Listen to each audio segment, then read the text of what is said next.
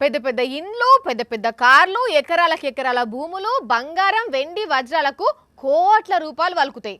కోటి రూపాయలు అంటే మామూలు ముచ్చట కాదు కదా. అయితే ఇక్కడ ఒక పురుగు కోటి రూపాయలు అంటురుల్లా. ఎస్, మీరు విన్నది నిజమే. పురుగునే కోటి రూపాయలు వలుకుతున్నది. నువ్వు ఆగమమ్మ వాణి, మా ఇంటి దగ్గరికి రా, బస్తడు పురుగులు ఇస్తా. పైసలు ఇవ్వకున్నా ఏం లేదు కానీ పురుగుకు కోటి రూపాయలు ఏందని అంటే అన్ని పురుగుల యందు ఈ పురుగు వేరు. ఇగో ఇదే ఇంతసేపు మనం చెప్పుకున్న కోటి రూపాయల పురుగు. ఇంకో మాటలో చెప్పాలంటే కోటికి ఎక్కువే కానీ తక్కువ అయితే అసలే కాదట.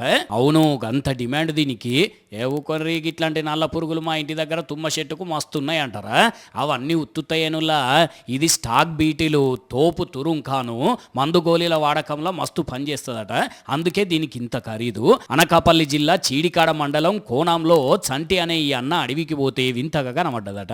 అట్లనే ఆకుల ముడుచుకొని ఇంటికి తీసుకొస్తే, ఓరి చంటి బాబు, నువ్వు పట్టుకొచ్చింది మామూలు పురుగు కాదు, కోటి రూపాయల పురుగు అనేసరికి సంకలు గుద్దుకుంటున్నాడు. అన్న చెప్పు సంటన్న, ఎప్పుడు దొరికింది మరి నీకు ఇది?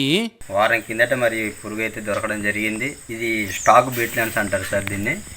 కర్రలకి వెళ్ళాము సార్, అడవిలో కర్రలకి వెళ్ళినప్పుడు అది దొరికింది. వినరా, ఇదట అసలు ముచ్చట. పురుగును చూసేటందుకు వందల మంది వచ్చిపోతున్నారట. ఇంకో విషయం ఏంటంటే, ఈ పురుగు దొరికిన వాళ్ళకు కూడా మస్తు అదృష్టం అని జోకుతున్నారు. మరి కోటి రూపాయల పురుగు దొరికినాక అదృష్టం కాకుంటే ఇంకేముంటుంది. కానీ ఇప్పుడు ఇది ఎవరు వచ్చి కొనుక్కపోతారో అనేది హాట్ టాపిక్ అయింది. వారం రోజుల నుంచి దీనికి తిండి లేకుండేసరికి పాపం సిక్కిపోయిందట. కానీ పురుగుని దగ్గర పెట్టుకొని కోటి రూపాయలు అంటున్నాడు అంటే సంటన్న మామూలుడు కాదు పోయింది.